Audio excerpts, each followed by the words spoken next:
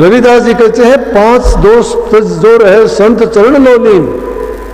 जो इन 5 दोषों को तज के संतों के चरण में लोलीन हो जाता है, रविदास ते ही जानिए ऊंचे और कुलीन। वही ऊंचे हैं और वही ऊंचे से ऊंचे कुलीन माने धनवान और सुखी इंसान हैं। प्यारी साध संगत जी, राधा स्वामी जी, देखिए अगर आप भी जीवन में सुखी और धनवान रहना चाहते हो तो कृपया आप इस सत्संग को पूरा सुनिए। सत्संग महाराज जी ने बताया कि हम किस प्रकार अपने जीवन में सुख ला सकते हैं और हम किस तरह धनवान बन सकते हैं और हम क्या क्या ऐसा कार्य करें जिस कार्य को करने से हमारा जो जीवन है वो सार्थक बन जाए और हमारे जीवन से जो दुख है वो हमेशा के लिए चले जाए। तो महाराज जी ने कुछ ऐसी बातें बताई है, अगर हम उनको अपने जीवन में अपनाते हैं तो हमारा जीवन सुखमय हो जाएगा। तो चलिए आपका कीमती समय लेते हुए सत्संग को शुरू करते हैं। कृपया सत्संग को पूरा सुनकर पुण्यभागी अवश्य बनिए। संत मत की शिक्षा पहली शिक्षा देती है कि इंसान अपना अच्छा जीवन बिताए। अच्छे जीवन के लक्षण क्या हैं जो हमने आपसे नियम बताए। बुराइयों में ना पड़ो, शराब कबाब मांस मिट्टी जो खाते हैं, शराब जो पीते हैं, इंसान रूप में नहीं राक्षस हो जाते हैं। वो घर बार को बर्बाद कर लेते हैं, संतान को बर्बाद करते हैं, धन को बर्बाद करते हैं, शरीर को बर्बाद करते हैं, समाज में अपनी बदनामी करवा लेते हैं, यहाँ दुख भोगते हैं, दुनिया गालियाँ देती है, गंदी नालियों में पड़े रहते हैं। क्या जीवन, क्या कदर उनकी रह जाती है। अगर मांस मछली मिट्टी खाते हैं तो राक्षसी जीवन है। दूसरे का अगर गोश्त खा के इंसान जीता है तो कल को उसका भी गोश्त खाया जाएगा। प्रकृति का नियम क्यों भूलते हो कि जो इंसान जैसा करेगा वैसा भरेगा। आज किसी का गोश्त हम खाते हैं, कल को हमारा भी खाएगा। आज किसी का गला काटते हो, कल को अपना गला भी काटने की एक कल्पना करो कि हमारा भी गला काटे कोई तो हमारे साथ क्या बीतेगी। लेकिन इंसान की ये भूल है, वो सिर्फ अपने तक सीमित रहता है, अपनी सोचता है कि मैं सुखी रहूं और चाहे कोई कुछ भी कैसा हो। ऐसे इंसान जो होते हैं वो कभी भी ना प्रभु के बारे में सोचते हैं, ना अपने जीवन के बारे में सोचते हैं, ना ही उनको इंसानी चोले के महत्व का पता है कि मैं क्यों संसार में आया हूं। जिसने कभी इस बात की तरफ ध्यान ही नहीं दिया कि मेरा संसार में आने का मकसद क्या है, ये तो सिर्फ संसार का कर्ज का लेना देना है। कर्ज चुकाने के लिए आए हो या किसी से लेने के लिए आए हो। कोई तुम्हें दुख देता है तो तुम उसकी शिकायत करते हो, कोई सुख देता है तो उसकी 2 घड़ी तुम अच्छी बात कह देते हो, लेकिन ये नहीं सोचते कि ये हो क्या रहा है। या कोई किसी का संबंधी नहीं है, या कोई किसी का नातेदार नहीं है। ये दुनिया का खेल है। जिस प्रकार से किसी मेले में मिलते हैं, मेला बिछड़ता है, अपने अपने रास्ते चले जाते हैं। ये 2 दिन का मेला है, चिड़िया रैन बसेरा इसको क्यों कह दिया। जब टाइम आता है ये अपने अपने फिर उड़ के चले जाते हैं। ये चौड़ा छूटता है, दूसरा फिर धाड़ कर लेता है, फिर वही 84 के धक्के, वही कर्म का भोग, वही शोक, वही रोग भोगता हुआ ये दुखी सुखी इस संसार में भटकता रहता है। अरे इंसान का चोला मिला, ज्ञान इसको है, समझ इसको, ये समझ आई, फिर भी अपने कर्म को नहीं सुधार पाया। ये इसीलिए नियम बता दिए कि इन चीज़ों से जब बचोगे तुम्हारे विचार अच्छे होंगे। विचार जिसके शुद्ध हो जाएंगे उसका जीवन अपने आप पवित्र हो जाएगा।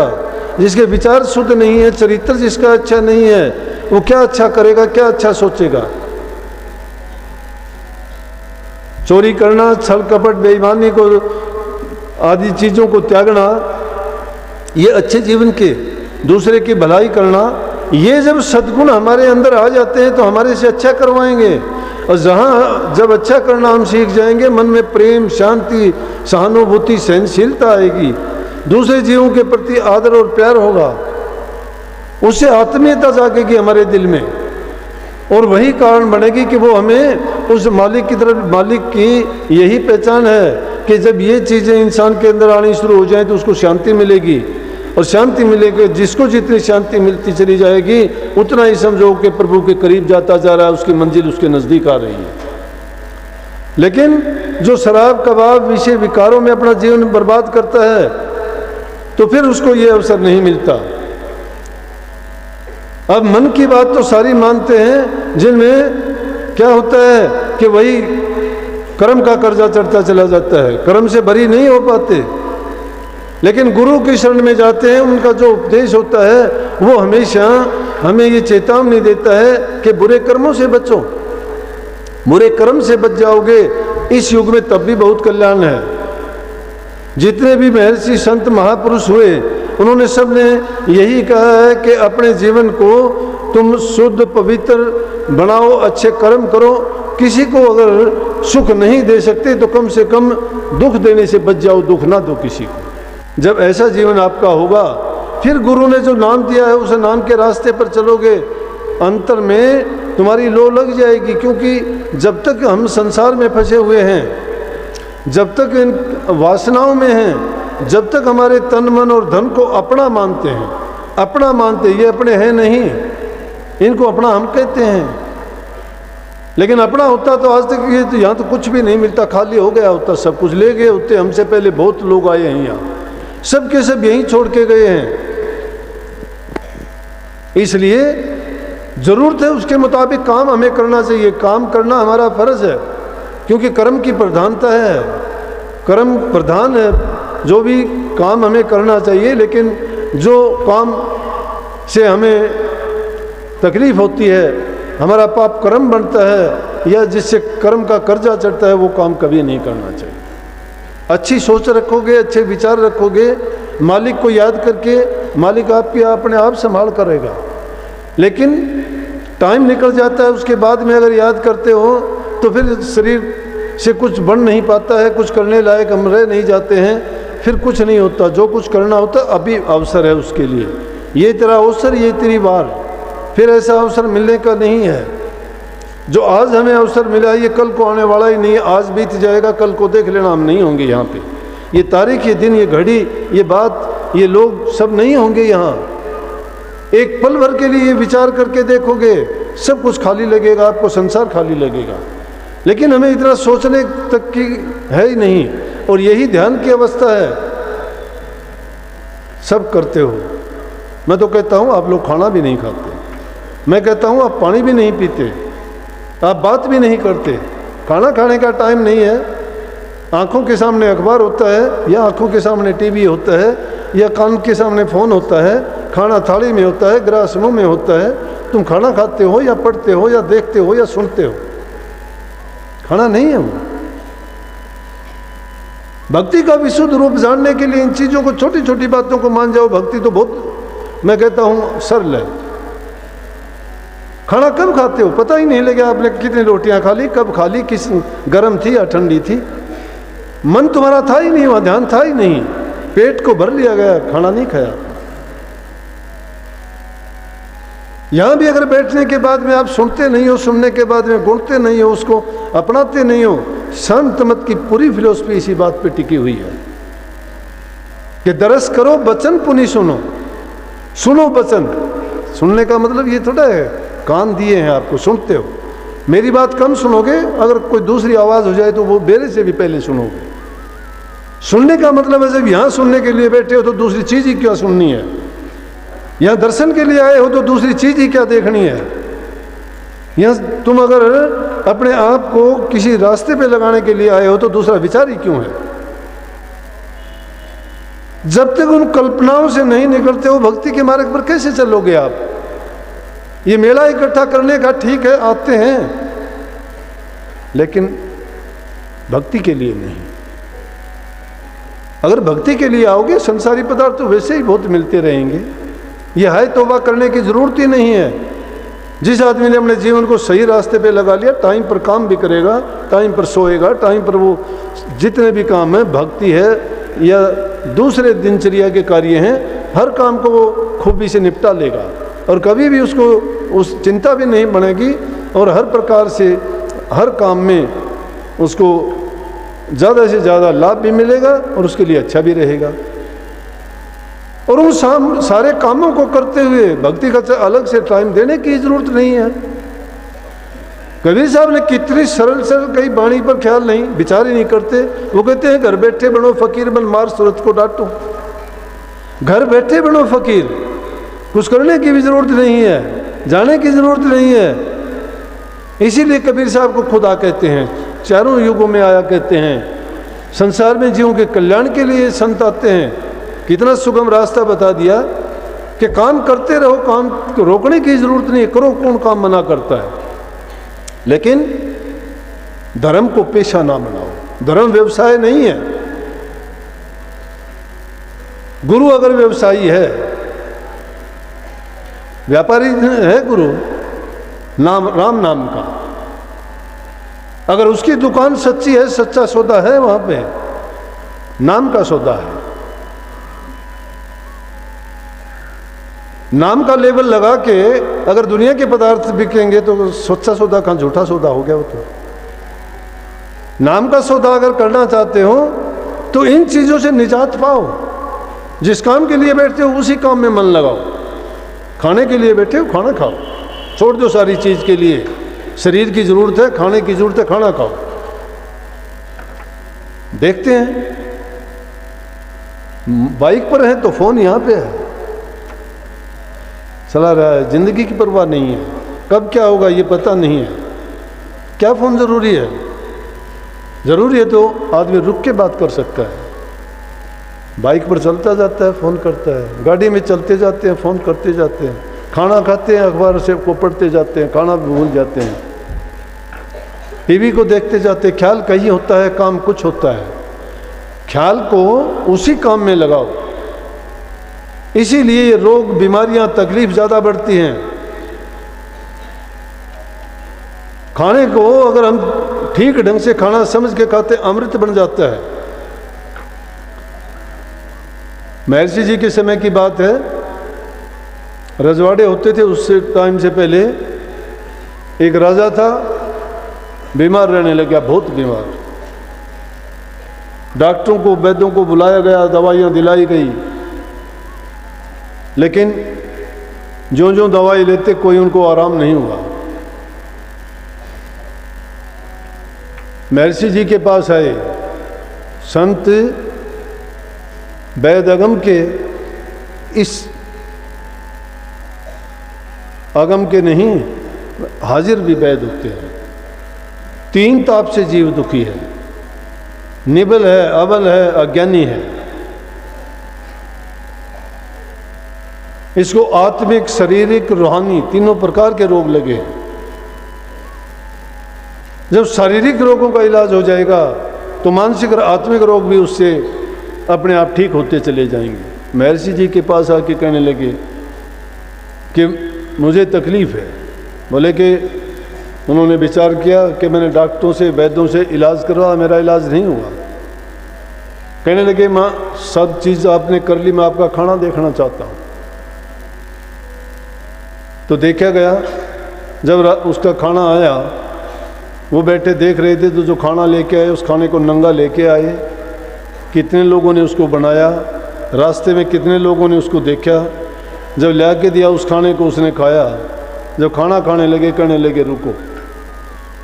उनको रोक के, और सूक्ष्मदर्शी एक यंत्र होता है या एक शीशा होता है, छोटी चीज़ों को बड़ी दिखाता है। कहने लगे आओ, और वो शीशा करके उसमें दिखाया गया तो सारे खाने के अंदर कीटाणु, विषाणु थे। कहने लगे देखते हो इनको क्या है ये? बोले कि हाँ दिखाई देते हैं। बोले ये आपके रोग का कारण है। कि जितने लोगों की दृष्टि पड़ी है, जिन्होंने भी इसके बारे में देखा है, उतनी प्रकार से उनकी भावनाएं इसमें सब की सब तिलमिलाती है। इस खाने को खा के आप कभी भी सुखी और स्वस्थ नहीं रह सकते। अगर अपना खाना खाते हो, रूखा है, सूखा है, कितना भी अच्छा है, उसको आप एकांत में खाइए, शांति से खाइए। या जितने आदमी बैठे हैं, अगर सब खाते हैं, खाने में कोई दोष नहीं। वो सब खाते हैं तो उसमें दोष नहीं, लेकिन एक अकेला आदमी खाता है, सब उसकी तरफ देखते हैं, तो यूँ समझो कि सबकी भावनाएं उसकी तरफ होती हैं, तो वो चीज़ जहर के समान बन जाती है। और उस दिन के बाद उन्होंने वो सुधार कर लिया। जो जो उसका टाइम निकलता गया, धीरे धीरे करके एकदम राजा स्वस्थ हो गया।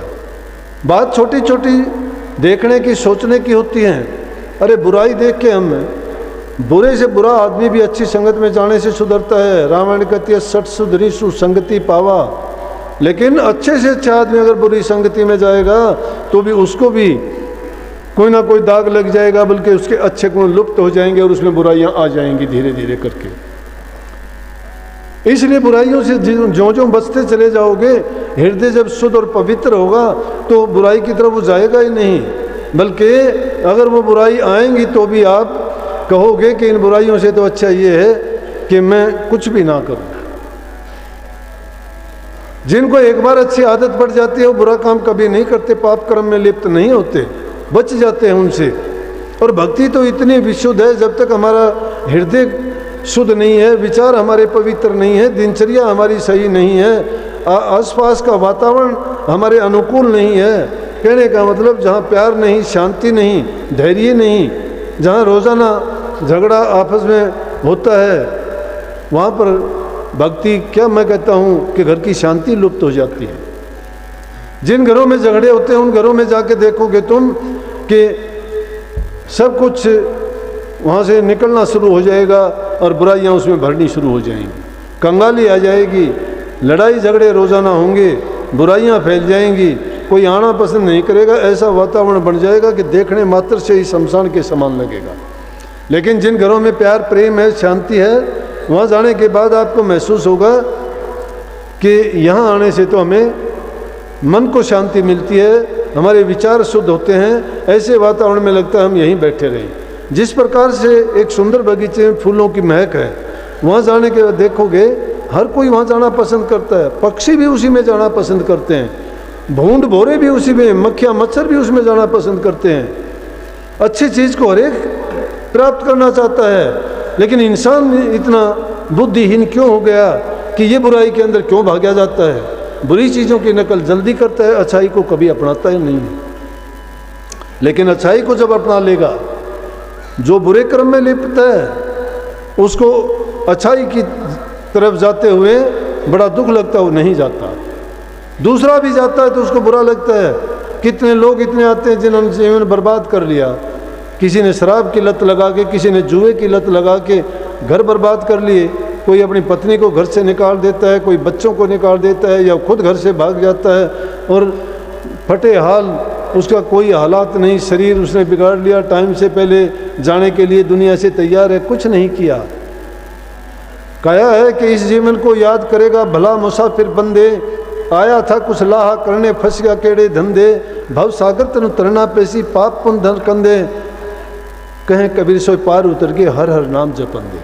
पार उतरने के लिए हरि का नाम है। अगर संसार सागर से पार होना चाहते हो तो परमात्मा का नाम ही ऐसा है जो जीव को प्रलय किनारे लगा देगा, आर से पार कर दे। आर संसार है, पार जो है मालिक का दरबार है। उनके चरणों में पहुंचने के बाद दुख नहीं होता है। लेकिन अगर हम इस जीवन के रहते नहीं करेंगे, आए किस लिए थे कि कर्म का जो कर्ज है उसको उतार के फेंकें, अच्छा कर्म करके प्रभु के चरणों में पहुंच जाएं और फिर बार बार संसार में ना आए।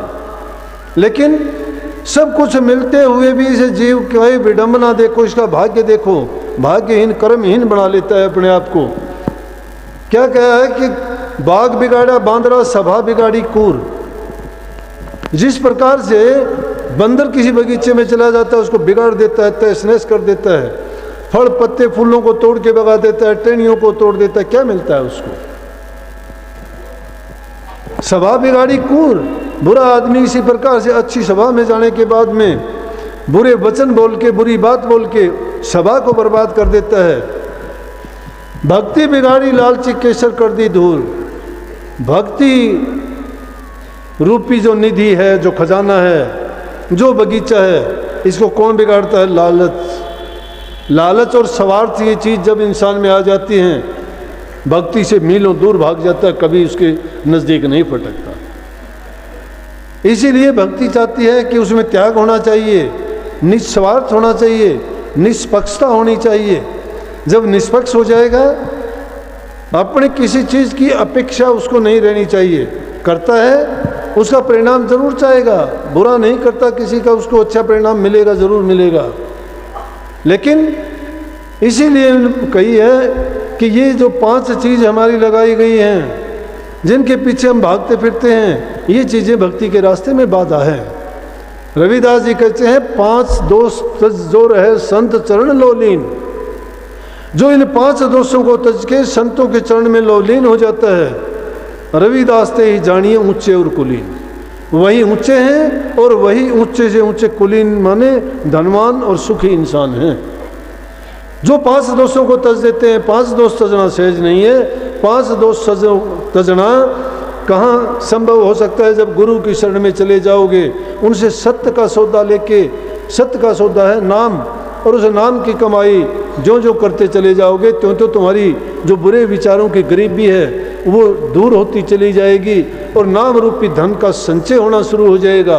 वो नाम आपको शारीरिक रूप से शक्ति देगा, मानसिक रूप से आपको बलिष्ठ बना देगा, और आत्मिक रूप से तो क्या कहना है। जिन इंसान की आत्म शुद्धि हो जाती है, आत्म साक्षात्कार हो जाता है, उसी के लिए सारे कौतिक हैं। सत्संग को पूरा सुनने के लिए का बहुत बहुत धन्यवाद। हम आशा करते हैं आपने सत्संग को बड़ा ही ध्यान से सुना होगा। कृपया सत्संग जो जो बातें महाराज जी ने बताई है उन बातों को अपने जीवन में अवश्य उतारिए और अपने जीवन को सफल अवश्य बनाइए। और साथ ही अगर आपको सत्संग अच्छा लगा तो कमेंट बॉक्स में राधा स्वामी लिखकर पुण्य भागी अवश्य बनिए। मिलते जल्दी एक और अच्छे सत्संग के साथ, तब तक के लिए राधा स्वामी।